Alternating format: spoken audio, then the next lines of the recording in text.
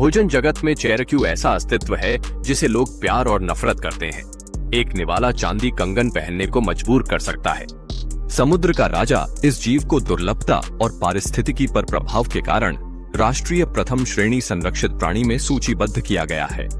पहले चेरक्यू खाद्य विशेषज्ञों का प्रिय था, लेकिन आज दुनिया के अधिकांश हिस्सों में यह उपभोग का विषय बन गया है।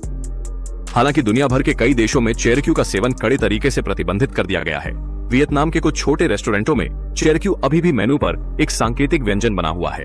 सामान्य चेरक्यू की लंबाई आधा मीटर, वजन दर्जन किलोग्राम।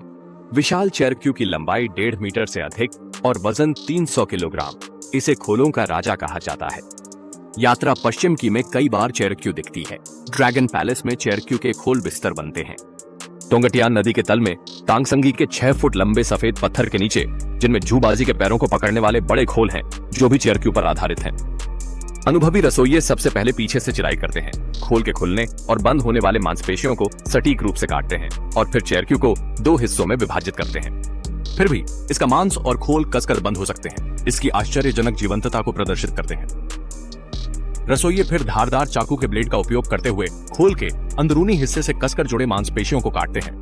रसोइये आमतौर पर खोल के आकार के अनुसार मांस को उसकी अखंडता बनाए रखने के लिए सावधानी पूर्वक खुरचते हैं। चेरक्यू के आंतरिक अंगों को रंग और बनावट में अंतर के कारण अपेक्षाकृत आसानी से संभाला जा सकता है। हालांकि बाहरी रूप से बहुत अधिक विशेषता नहीं दिखती, चेरक्यू के मांस का स्वाद अत्यंत स्वादिष्ट, मोटा और मीठा है, जो उच्च स्तरीय समुद्री व्यंजन तैयार करने के लिए बहुत उपयुक्त है। इसमें चेरक्यू सशिमी बनाना सबसे अच्छा खाने का तरीका माना जाता है। चेरक्यू सशिमी खाद्य जगत में राजा माना जाता है। इसका मांस बर्फीले पानी में ठंडा कर पतले स्लाइस में काटा जाता है, जिसका स्वाद कुरकुरा ताजा होता है। ऐसी सशिमी को अच्छी तरह चबाने पर अदरक की कतरियां और सोया सॉस के साथ आप एक हल्की मीठी स्वादिष्टता का अनुभव करेंगे, जो अविस्मरणीय है। वियतनाम में सशिमी के साथ चेरक्यू मांस का स्टिर फ्राई में भी उपयोग होता है। तेज आंच पर जली हुई चेरक्यू के मांस को प्याज की पतली स्ट्रिप्स और हरी मिर्च जैसे मसालों के साथ मिलाकर केवल कुछ मिनटों में ही खुशबूदार होकर निकाला जा सकता है। इस प्रकार की पकाने की विधि न केवल चेरक्यू के मांस का मूल स्वाद संरक्षित रखती है, बल्कि इसमें कुछ प्रामाणिक वियतनामी स्वाद भी जोड़ा जाता है। विशेष रूप से वियतनाम में ग्राहक चेरक्यू का स्वाद लेने के बाद इसके खोल को स्मृति चिन्ह के रूप में ले जाते हैं। बिना अनुमति इसे वियतनाम से बाहर ले जाना या अपने देश में वापस लाना संभव नहीं।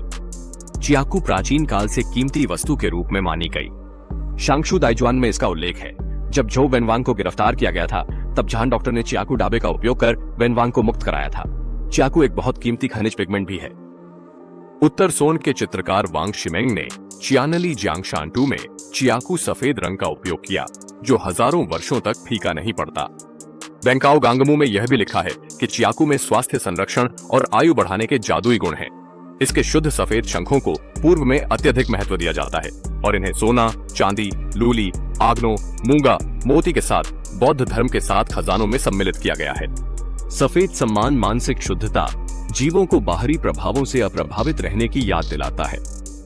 इसके बावजूद वर्तमान में हमारे देश के समुद्री क्षेत्रों में विशेष रूप से बड़े चियाकू की संख्या लगभग समाप्त हो चुकी है। अंतर्राष्ट्रीय स्तर पर भी चियाकू को संकटग्रस्त प्रजातियों में सूचीबद्ध कर संरक्षण किया जा रहा है। दुर्भाग्यवश जापान के ओकिनावा में प्राकृतिक चियाकू की मछली पकड़ना अभी भी क्रूरता से जारी है। आंकड़ों के अनुसार केवल ओकिनावा द्वीप में हर साल 500 टन चियाकू का उपभोग होता है। इन चियाकू को बाजारों और रेस्तरां में खुलेआम धोकर स्लाइस किया जाता है और साशिमी बनाया जाता है। बिना व्यापार के हत्या नहीं होती। आशा है कि सभी किसी भी चियाकू उत्पाद की खरीदारी का विरोध करेंगे। लाइक और फॉलो करें लाखों के सामान्य सुपरस्टार्स रिकॉर्ड।